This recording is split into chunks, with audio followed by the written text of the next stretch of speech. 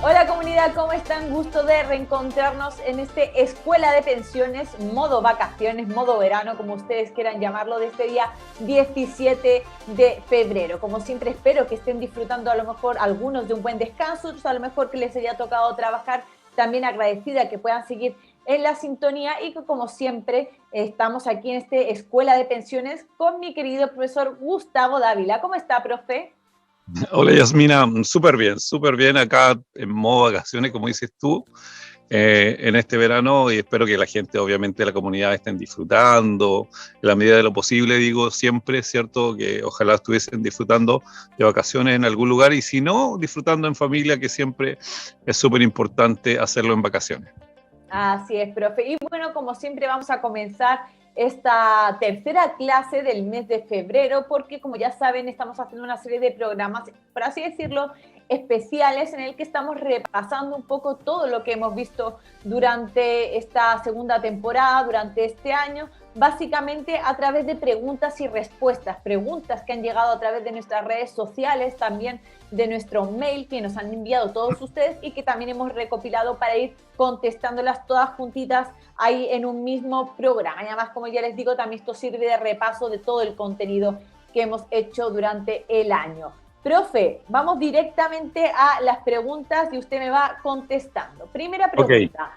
Malaquías Brito dice, ¿qué criterios debo considerar para cambiarme de AFP? Bueno, es muy buena pregunta, Malaquías, porque siempre queda uno con la duda y sobre todo en este sistema en que igual de cierta manera se genera una competencia entre la AFP, producto de los servicios, a veces de las estadísticas que las mismas AFP muestran. Por lo tanto, queda mucha duda con respecto a los afiliados al sistema de qué criterios usar efectivamente para poder cambiarse de AFP. La verdad que yo siempre he apelado a que hay tres criterios fundamentales para poder hacerlo. Uno es el servicio que le puede otorgar la FP, ¿cierto? Y el servicio siempre ahí a lo mejor puede ser variable entre una FP y otra, pero siempre hay FPs que se destacan hoy día, priman un poco los servicios digitales, es decir, que tenga una buena página web, que la FP se preocupe de acceder a podernos entregarnos nuestra clave de acceso a la página, que tenga una buena app, ¿cierto? En el teléfono, una buena aplicación que se pueda incorporar en el teléfono, es también un aspecto importante, ¿cierto? Y los servicios que generalmente se dan en las sucursales también son bien valorados por las personas, por lo tanto, un aspecto importante es el servicio. Otro aspecto, yo diría que uno de los primeros que mueve a la gran masa de las personas con respecto a cambiarse de FP es la rentabilidad. Y esta rentabilidad se genera obviamente a través de la información estadística que a veces nos muestra la FP, los ejecutivos que trabajan en las diferentes AFP y también la información que aparece en la Superintendencia de Pensiones. Ahí yo lo que recomiendo, y es lo que yo uso en particular, es una página, una plataforma que hoy día muestra los resultados de rentabilidad muy actualizados, es decir, que si hoy día, cierto, hoy día jueves 17 mostramos o vemos en la rentabilidad, accedemos a esta página, esta página nos va a mostrar la rentabilidad del día antes precedente. El día antes precedente de hoy 17 de febrero es el día martes, ¿ya? Martes 15.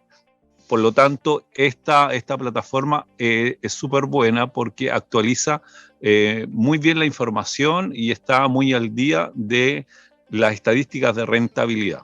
Y esta página se llama queafp.cl, así tal cual, queafp.cl. Es una plataforma, es una página web que muestra los resultados de rentabilidad. Aparece ahí un filtro que uno puede mirar la rentabilidad del último año, los últimos 3 y los últimos 5 años, lo muestra por fondo A, B, C, D y E, y podemos ir revisando. Y además, adicionalmente, tiene el servicio de mostrar los costos que generan también la AFP, que es otro aspecto, ¿cierto?, por el cual, o otro criterio por el cual yo debiese fijarme a la hora de poder cambiarme de AFP. ¿Y por qué dejé al final el tema del costo? Porque la relevancia que tiene el costo para muchos afiliados tiene como un techo. ¿A qué me refiero con esto? que inicialmente cuando uno entra en la vida laboral, claro que es muy importante el costo del FP donde estoy, el costo que me genera, porque es muy determinante a la hora de saber cuál es mi neteo mensual versus la rentabilidad y el costo que me cobra esa FP. Probablemente es más trascendente para mi resultado final, es el costo inicialmente cuando entro al mundo laboral, porque ya a cierta cantidad de recursos o de fondo acumulado en la cuenta, el costo pasa a ser marginal dentro del cálculo final que hago del resultado final, ¿cierto? Rentabilidad versus costos que hago a fin de mes. Este margen de monto de dinero básicamente se traduce en aproximadamente unos 10 millones hoy día.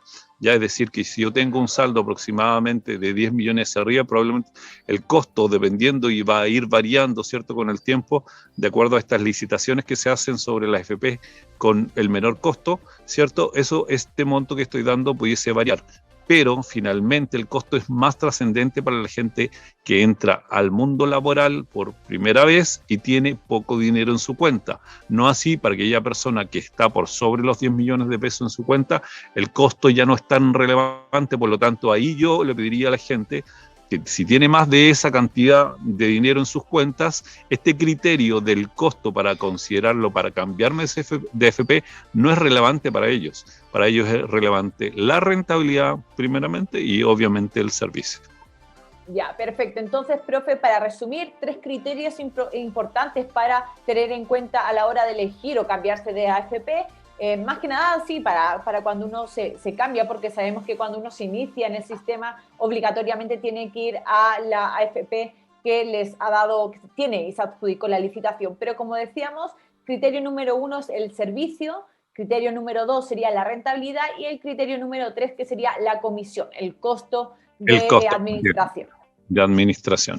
Y precisamente por eso que se generó la normativa con respecto a las licitaciones, porque había que determinar que efectivamente para los afiliados que inician labores por primera vez es mucho más trascendente el costo, ¿cierto?, para ellos que la misma rentabilidad.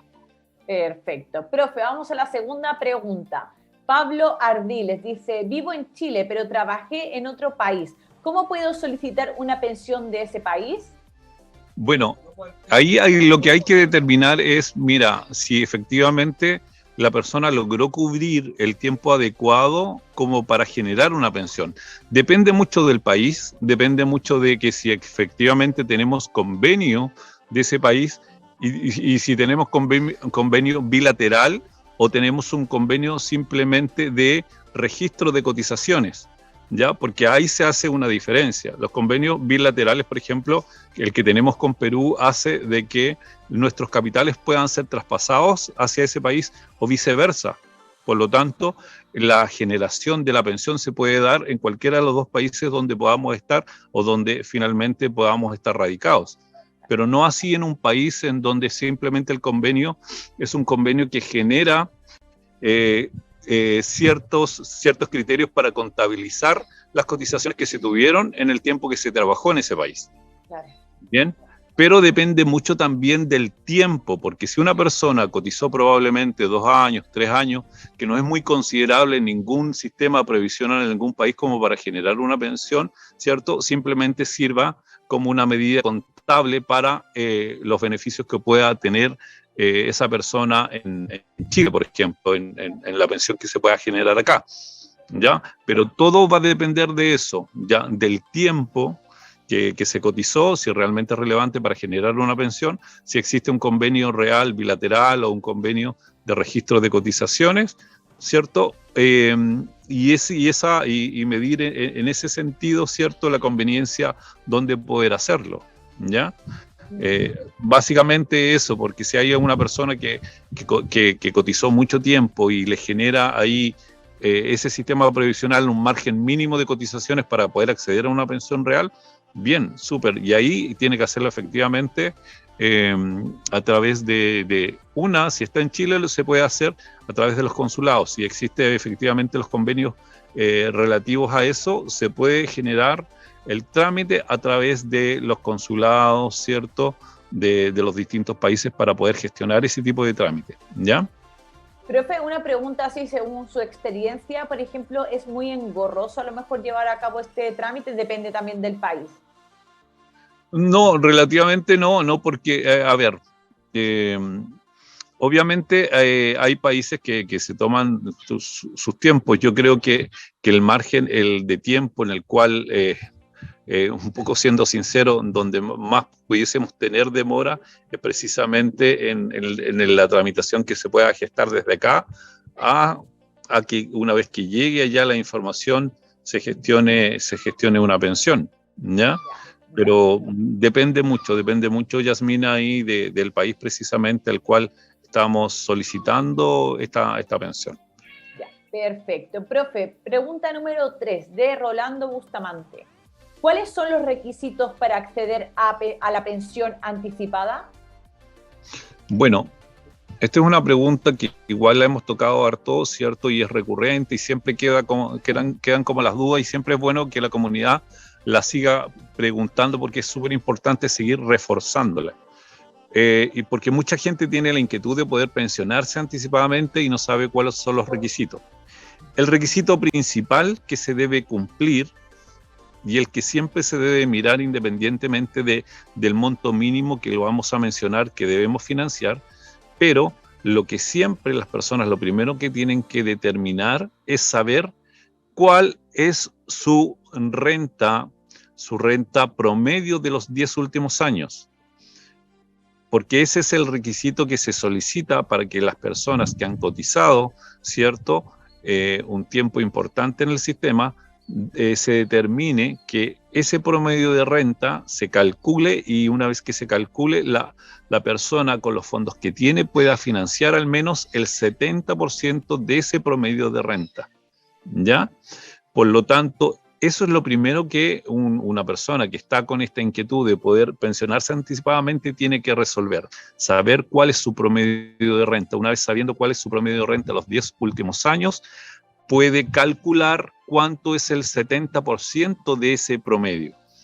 Por lo tanto, inmediatamente puede a la vez determinar, ¿cierto? Una vez que le dé esa cifra del 70% y lo calcule, que es algo relativamente fácil, ¿cierto? Si nos da, por ejemplo, un promedio de renta de 700, 800, o hagamos un ejemplo, qué sé yo, más redondo, si es de 500.000 pesos un promedio de renta, nos va a dar el 70%, me parece que son 350.000 pesos de promedio de renta, ¿ya?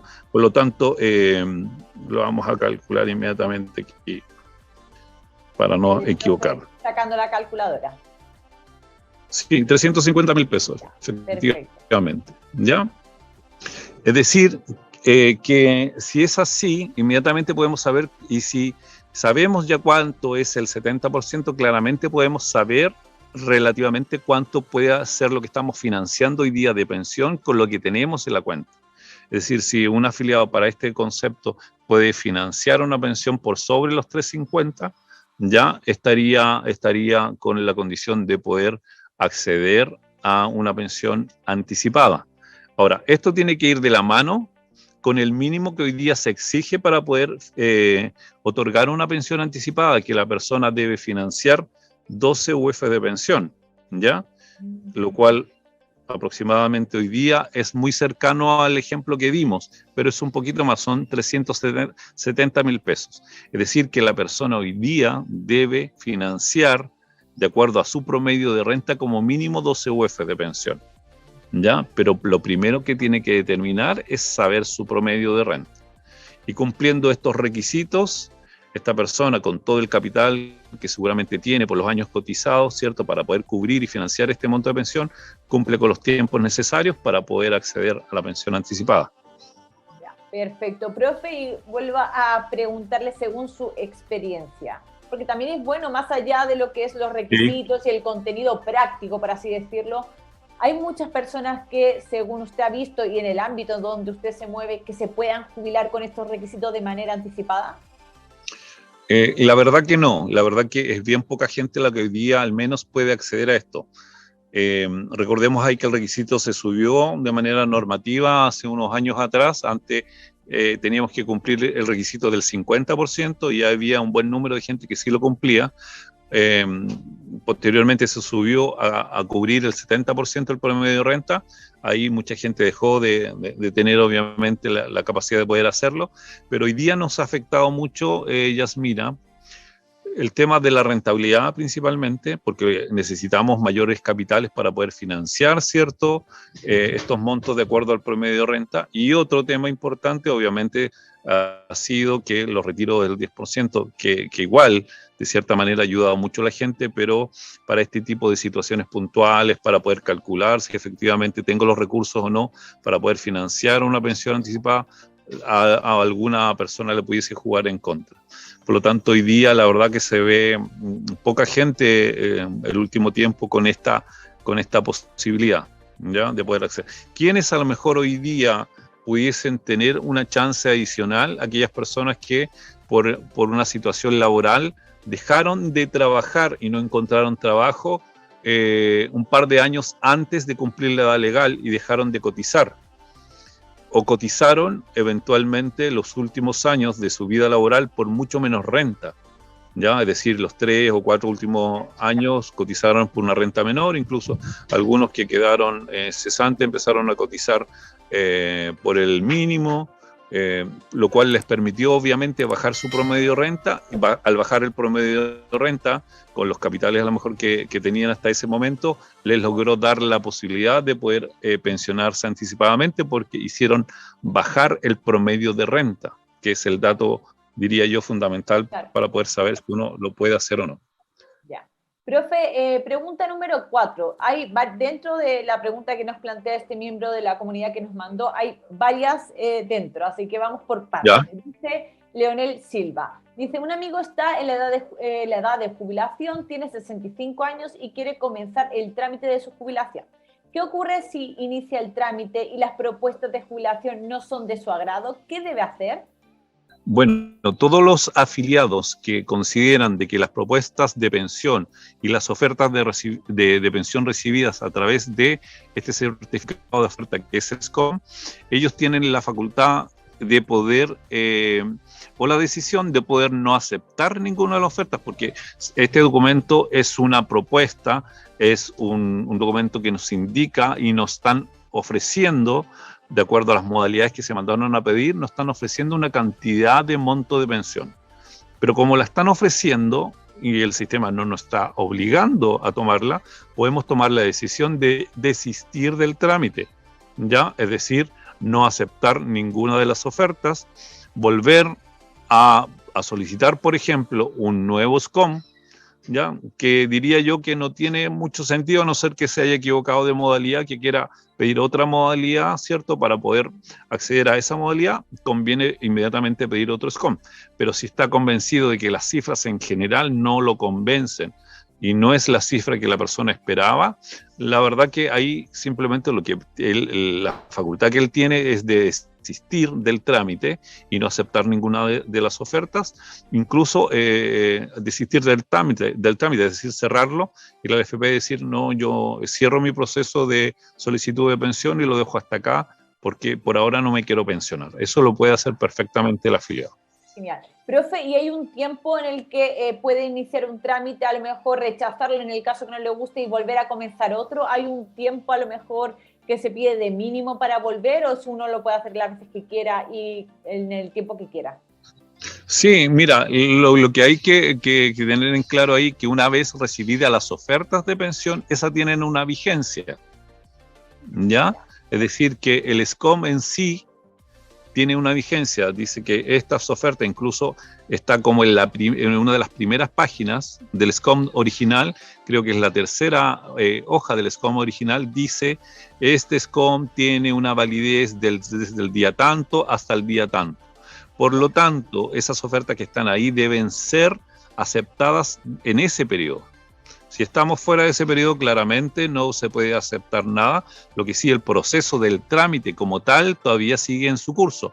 Por eso, si alguien quiere desistir del trámite, debe dirigirse directamente a la AFP a poder solicitarlo. ¿Y hasta cuándo tiene vigencia? Recordemos ahí otro documento importante que forma parte de este proceso, que es el certificado de saldo, que es el que determina y los montos que tengo disponibles para ser usados para pensión. Por lo tanto, es el documento, a través del folio que trae este documento, es el que se ingresa a ESCOM para pedir las ofertas. Por lo tanto, mientras este documento esté vigente, el trámite está vigente. Una vez venciendo este documento, claro, el trámite entra en un proceso en el cual ya se puede, por parte del FP, tomar la opción de desistirse del trámite producto de que el afiliado nunca hizo una aceptación de ninguna de las ofertas, o a lo mejor simplemente nunca solicitó ninguna oferta, que también se puede dar esa situación. Profe, y para complementar esta respuesta, esta pregunta que nos había hecho Leonel, también hizo otra pregunta que va en la línea. Dice, si contrata un asesor previsional y no le gustan estas propuestas, como estábamos hablando, ¿qué pasa con sus honorarios?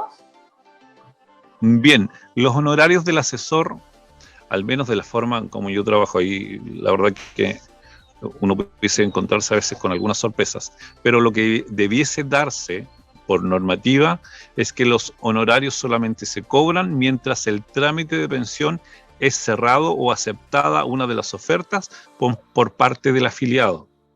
Por lo tanto, si el afiliado acepta una modalidad de pensión como retiro programado, una renta vitalicia, una renta diferida, renta temporal o la mixta, cualquiera de esas se aceptan, se procede al trámite de aceptación de oferta y a la selección de la modalidad, que es una tramitación que se hace directamente en la FP, ya eso da por concluido el trámite de pensión. Y una vez concluido, recién ahí, el asesor, por el hecho de haber concluido el proceso de trámite de pensión de ese afiliado al cual él está asesorando, él está en condiciones de solicitar el cobro y costo de los honorarios que generó esa asesoría. Por lo tanto, si eso no culmina, Yasmina, el asesor en este caso no tiene el soporte normativo para poder cobrar honorarios. Ya, perfecto, profe. Entonces ahí quedó también contestada la pregunta. Dice por aquí Mercedes Garrido. Acabo de cumplir 60 años y estoy con licencia médica por intervención quirúrgica. ¿Podría comenzar los trámites de jubilación o perdería mi licencia? Por lo que es mejor esperar. Trabajo en una empresa privada. Sí, la verdad que yo le recomiendo ahí a Mercedes que efectivamente ella termine de hacer uso de su licencia médica. Porque, a ver, hay dos cosas ahí con la licencia que siempre quedan como en duda y yo siempre trato de aclararla, ¿ya? La licencia médica genera dos cosas que son distintas en sí, pero sí están vinculadas. Uno es el reposo producto de una condición médica, una patología, ¿cierto? Una condición médica que impide que esa persona trabaje, y otro es la condición que genera el hecho de estar con licencia médica y cumplir con los requisitos, que esa licencia médica genere un pago producto de una indemnización por los días de reposo que esta persona tiene. Son cosas distintas, pero que sí están relacionadas, ¿ya? ¿Y por qué siempre lo trato de aclarar? Porque en este caso, ¿cierto? Podría darse la situación de que ella pudiese iniciar su trámite de pensión, ¿ya? Pensionarse y poder determinar que efectivamente ella pudiese acceder a su pensión estando con licencia médica, pero su licencia médica le va a generar y puede continuar con reposo de licencia médica producto de que no está en condiciones de volver a trabajar mucho tiempo más, pero probablemente se va una vez que se entere la institución que genera el pago de la licencia médica, pudiese poner un alto al pago de esa licencia médica. Ahora, técnicamente una persona que está pensionada, ¿cierto? Pensionada y genera un vínculo laboral con una empresa y percibe un ingreso por esa empresa y está con licencia médica y tiene que recibir su indemnización, también obviamente debe recibirla producto de esa licencia médica, ¿ya? Por lo tanto, en este caso podría ser de la misma manera muy similar la figura, ¿ya? Podría ser muy similar que se continuase percibiendo también la licencia médica y el pago de la pensión. Ya, perfecto. Profe, vamos a hacer un pequeño paréntesis también para nosotros tomar un poquito de agua, mientras le pido a mi querida señora directora que por favor nos coloque ahí en pantalla el spot de FF Live. Bienvenidos al canal digital de todos los chilenos. FF Live, un espacio de conocimiento, opinión y debate constructivo. Somos un canal en donde la comunidad interactúa en vivo y en directo y que te cuenta lo que los medios tradicionales no te quieren contar. Porque somos una plataforma renacida de las cenizas, estamos abiertos a los libres pensadores y las nuevas ideas.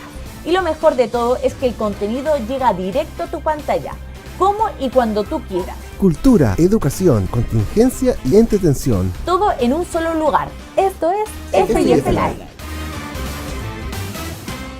También, como siempre, a recordarles que si tienen dudas, consultas, que también podamos contestar en este o en otros programas de la Escuela de Pensiones, también les invito a que nos la dejen ahí en los chats de las redes sociales, que si bien, como siempre les digo, en virtud de los tiempos no podemos contestarlas en este momento, siempre las recolectamos y las incluimos en los siguientes programas.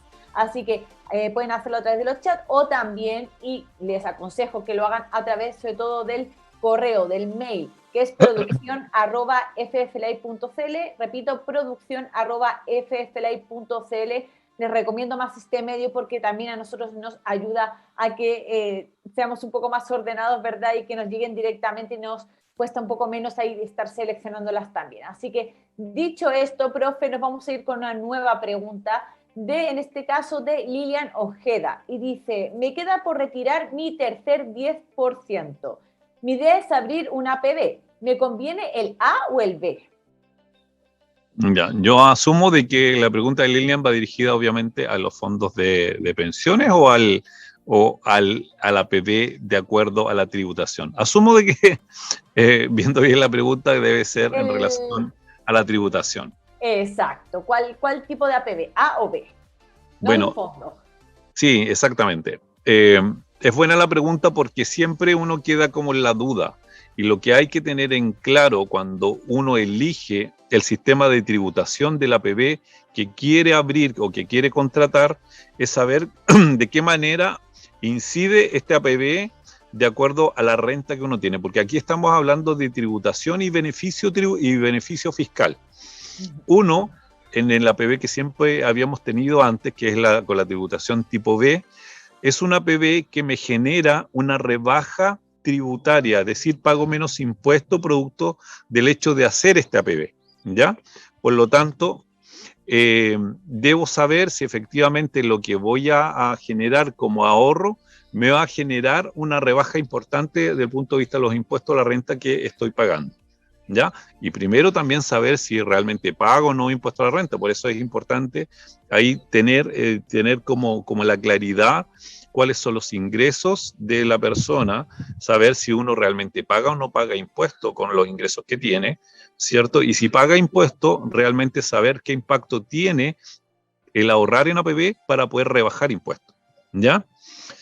Yo diría que todas aquellas personas que hoy día, y para hacer un resumen, ¿cierto? De acuerdo a los tiempos que tenemos, hacer un resumen general, yo diría que todas aquellas personas que tributan hoy día por sobre el 15% de impuesto a la renta, les conviene la tributación tipo B, porque van a generar un mayor impacto de ahorro y beneficio haciendo este APB que con la otra alternativa.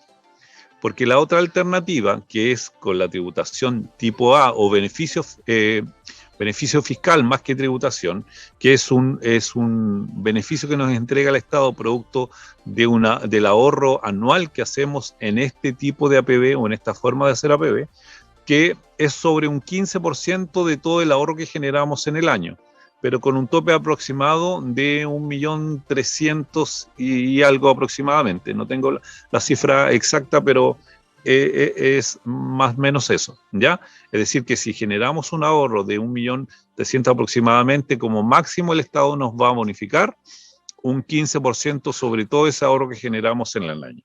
Por lo tanto, por eso que hago el símil ahí del 15%, porque generamos una bonificación de un 15% y no podemos generar más que eso.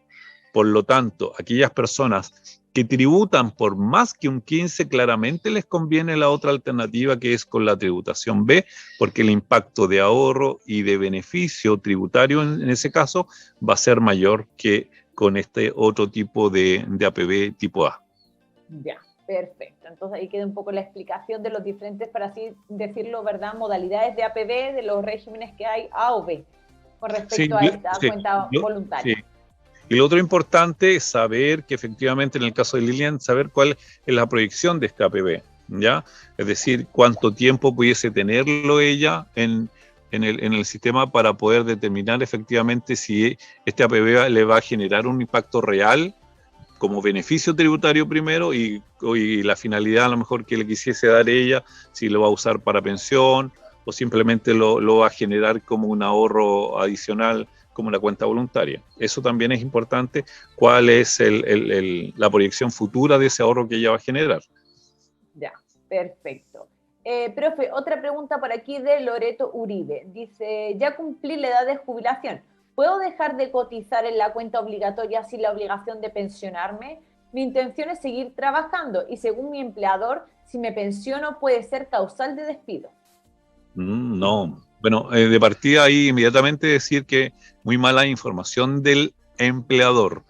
Jamás en nuestra normativa ha existido una indicación que diga que por el hecho de pensionarse un trabajador sea causal de despido. Eso jamás ha existido, eso no es parte de la normativa, ¿ya? Por lo tanto, eso lo dejamos inmediatamente. Nadie puede ser desvinculado de su trabajo producto de que haga uso de su beneficio y el derecho a pensionarse, ¿ya? Eso primeramente. Y efectivamente, cuando las personas cumplen la edad legal, en este caso de Loreto, si ella ya cumplió sus 60 años de edad legal de pensión, perfectamente puede solicitar la exención de cotización obligatoria. Es una solicitud que se hace en la misma FP, se pide y se solicita poder ya dejar de cotizar y este documento se llama exención de cotización obligatoria. Se llenan los antecedentes del afiliado o la afiliada, se deben presentar al empleador, el empleador debe dar por enterado que voluntariamente la persona lo está solicitando, lo debe firmar y timbrarse, que tuviese timbre, y esa carta y esa solicitud se debe devolver a la FP, ¿cierto? Para que la FP no siga cobrándole posibles cotizaciones futuras por ese trabajador que está solicitando dejar de cotizar. Ya, perfecto. Entonces ahí quedó también contestada esa duda. Por aquí Rosendo Puig dice, ¿existe la posibilidad de congelar los fondos para los ya pensionados? La caída del fondo E nos perjudica enormemente. Bueno, ahí a Rosendo, lamentablemente, la única opción que nos da el sistema es poder congelar los fondos cuando estamos inmersos en el mismo trámite de pensión, ¿ya? Nos da solamente ese margen de poder congelar los dineros, ¿ya? Que sea ahí en ese momento en el cual se inicia el proceso de pensión. Una vez iniciado, dentro de la misma solicitud, está la opción de poder congelar efectivamente los fondos. Y se descongelan cuando uno hace la aceptación de la oferta, de una de las ofertas de pensión, ¿ya? Ahí procede la AFP a descongelar los fondos. Es el único periodo, lamentablemente, en el cual los fondos pudiesen ser congelados producto de las caídas de la rentabilidad. No existe otra forma de poder hacerlo.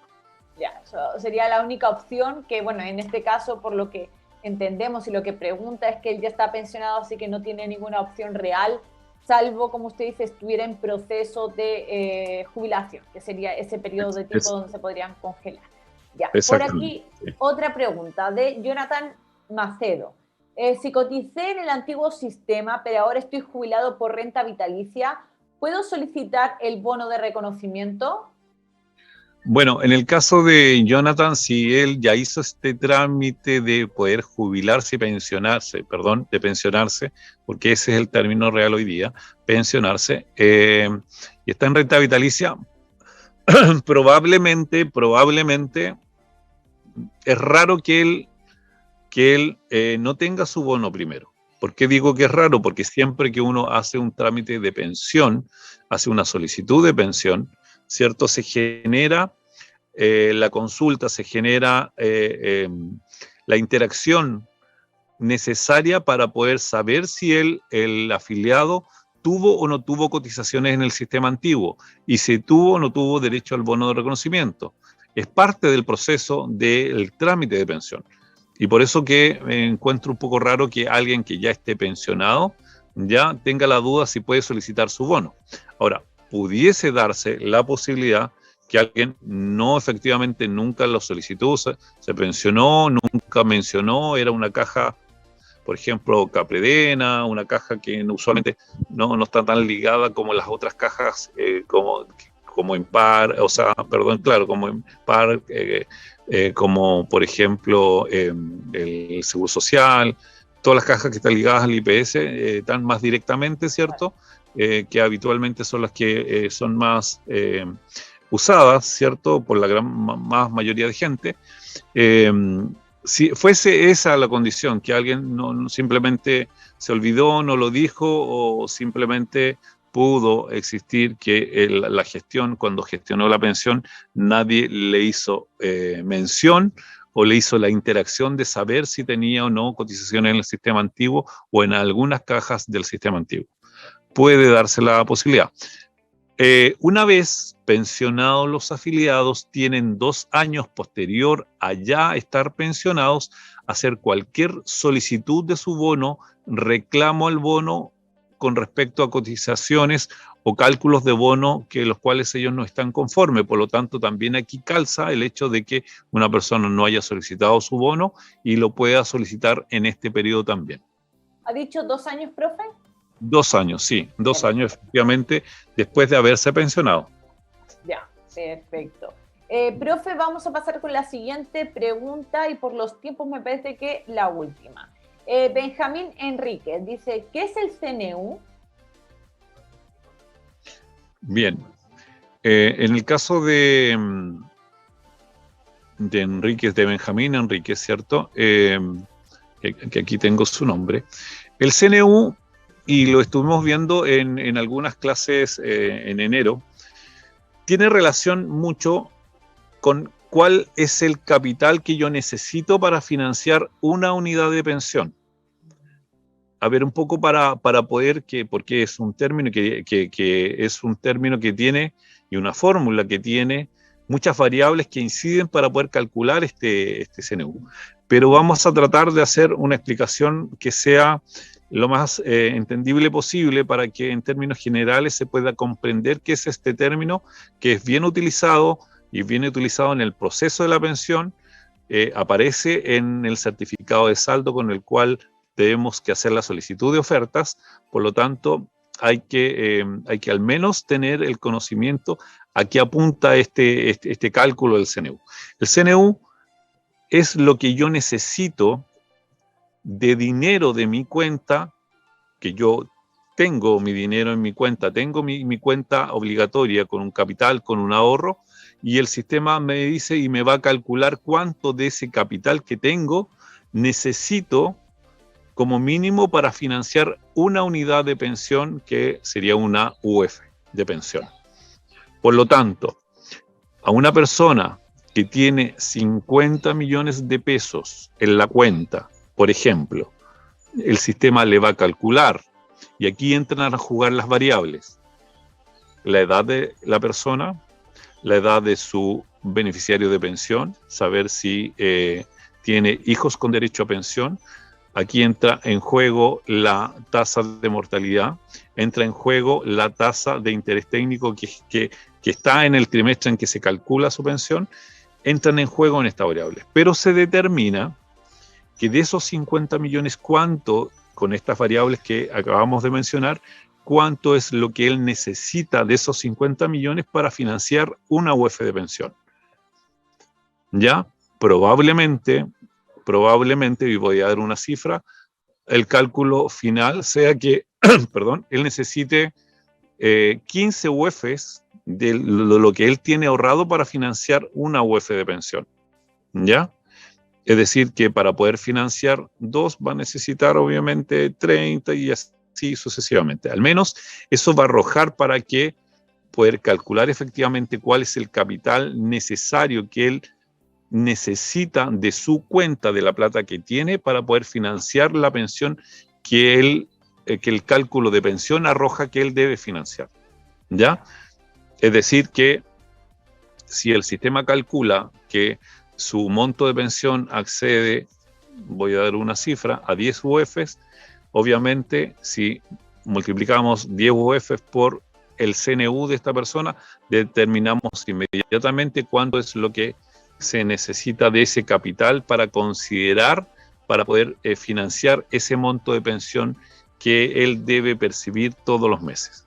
Por lo tanto, mi CNU viene a ser lo que necesito de mis 50 millones para financiar ese monto de pensión que se me está calculando. Ya, perfecto. Ahí es un poco complejo, entendemos la explicación, pero es importante también conocer este término porque se usa bastante a la hora de todo lo que cuando se habla del sistema previsional y lo que tiene que ver con las pensiones, y también es importante conocer un poco esta definición y este término. Profe, ¿me va a decir algo más? No, tener en cuenta que son importantes las variables que mencionamos y que las vimos, como les decía, en el mes de enero en uno de nuestros programas con respecto a las variables que inciden para poder calcular el CNU, que ahí a lo mejor si las personas pueden acceder, ¿cierto?, a nuestro canal en YouTube y poder repasar esas clases y ver efectivamente las variables y cómo inciden. Ya, perfecto. Ahí quedó hecha también la invitación del profe Dávila. Y nos tenemos que ir despidiendo, pero antes, como siempre, le pido a mi querida señora directora que por favor me coloque ahí la información de contacto de mi querido profe Gustavo Dávila. Ahí tienen tanto el mail como también tienen su WhatsApp, su celular, para que si quieren hacerle alguna pregunta a lo mejor por privado más específica o incluso, como siempre les digo, contratarlo como asesor previsional, el profe siempre estará encantado de ayudarles y también estar a su disposición. Profe, ¿algo que me quiera comentar antes de que cerremos el programa del día de hoy? ¿Qué puede ser? Pueden ser tantas cosas, pero bueno, me podría explayar demasiado.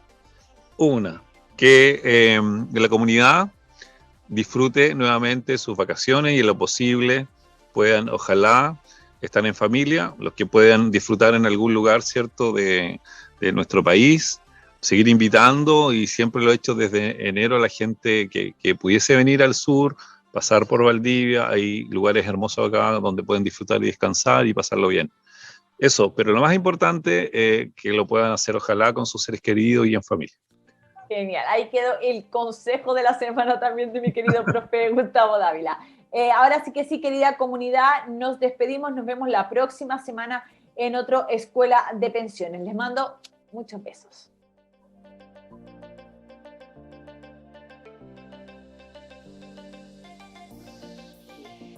Bienvenidos al canal digital de todos los chilenos. FIF Live, un espacio de conocimiento, opinión y debate constructivo. Somos un canal en donde la comunidad interactúa en vivo y en directo. y que te cuenta lo que los medios tradicionales no te quieren contar. Porque somos una plataforma renacida de las cenizas, estamos abiertos a los libres pensadores y las nuevas ideas. Y lo mejor de todo es que el contenido llega directo a tu pantalla, como y cuando tú quieras. Cultura, educación, contingencia y entretención. Todo en un solo lugar. Esto es FIF Live.